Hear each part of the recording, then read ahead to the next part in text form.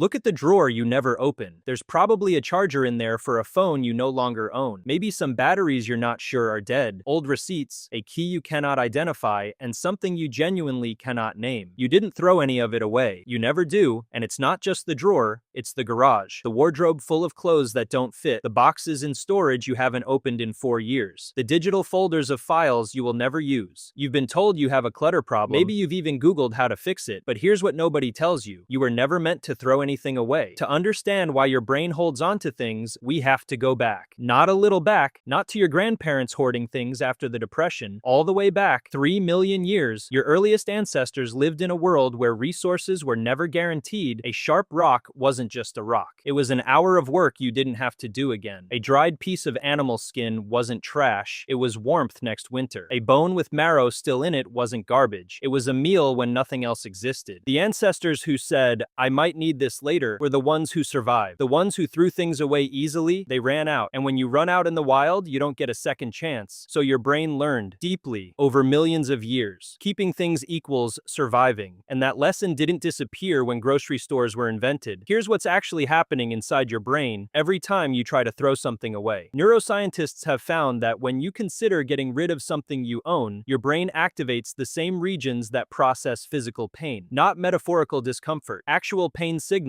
This is called loss aversion, and it is one of the most powerful forces in human psychology. Studies show that losing something feels roughly twice as bad as gaining the equivalent thing feels good. Finding $20 feels good. Losing $20 feels catastrophic, even though it's the same $20. Your brain doesn't evaluate things rationally, it evaluates things based on ownership. The moment something becomes yours, your brain attaches to it. Psychologists call this the endowment effect. Once you own something, you unconsciously believe it is worth more than its actual value. That cracked mug you haven't used in 2 years, your brain still believes it's worth keeping. Because your brain doesn't think in dollars, it thinks in survival. There's a specific thought that runs through your head every time you consider throwing something out. 5 words, and they stop you every single time. But what if I need it later? That thought is not weakness. That thought is a 3 million-year-old program running inside you. Your ancestors who ran that what-if program were the ones who made it through dry seasons, through famines, through winters that lasted longer than expected. The "what if I need it" instinct is the reason you are alive. The problem is that your world changed, and your brain didn't get the update. You now live in a world of infinite replacement. If you throw away a charger and one day need it, you can replace it for $4. Your ancestor couldn't order a new gourd. The gourd had to last. There was no store, there was no backup. Same brain, completely different world, and yet the signal runs the same. But not all hoarding is about survival. Some of the things you hold on to aren't supplies, they're pieces of yourself. That broken thing you can't throw away, you're not keeping the object, you're keeping the moment. Psychologists have a term for this: object attachment, and it's deeply human. Your possessions become part of your extended self. The way you dress, the things you keep, the objects in your space, they quietly tell you who you are. So throwing something away doesn't just feel like waste, it feels like erasing a part of your story. This is also why extreme minimalism can leave people feeling strangely empty. Not because owning less is wrong, but because we strip the objects without processing what they meant. You can't force yourself to stop caring about what the object represents. You have to close the chapter first. Here's where it gets modern. You do this digitally now too. 40,000 unread emails, screenshots of things you'll never look at again, browser tabs open for 6 weeks because closing them feels like losing something. Your brain cannot tell the difference between a physical object and a digital one. The ownership signal fires the same way. That tab is your cracked gourd, and storage is so cheap now that your digital hoarding has almost no external consequence. So the instinct runs completely unchecked. You can hoard 10,000 things and never run out of room, which means the only signal telling you to stop is the one that was never designed to stop. You've probably tried to declutter, and you've probably noticed that it feels nothing like organizing,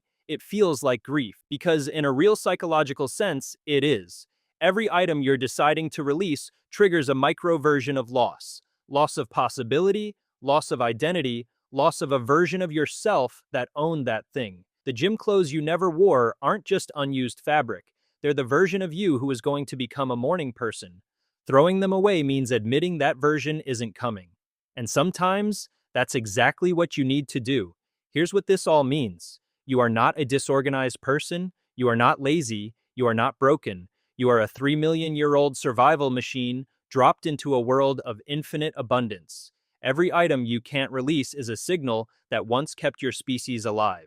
And the fact that you carry it in a world where you no longer need to says something quietly remarkable about how far you've come.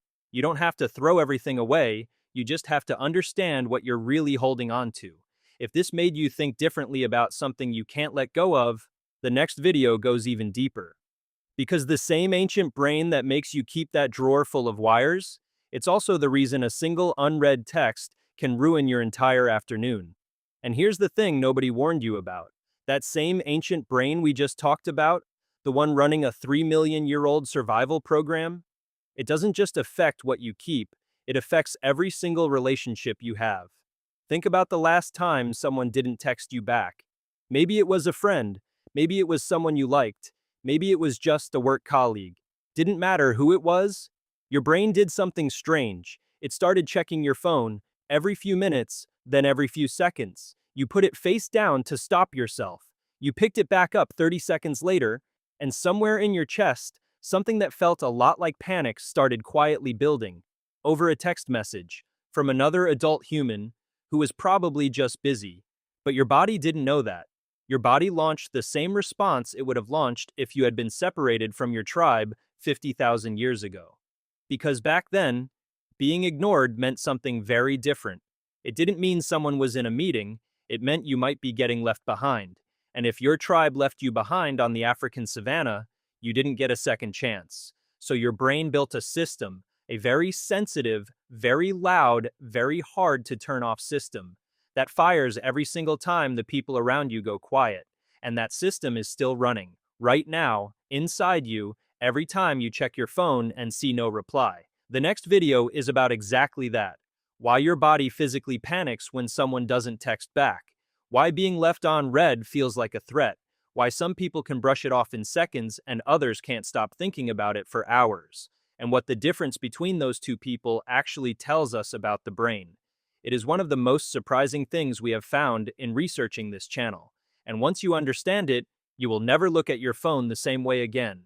If you want to see it, there is a subscribe button somewhere on your screen right now. Hit it. Turn on notifications, because we drop a new video every single week, and each one is built the same way this one was, starting with something ordinary you do every day, opening a drawer, checking your phone, lying awake at 3 a.m., and tracing it all the way back to the ancient wiring underneath.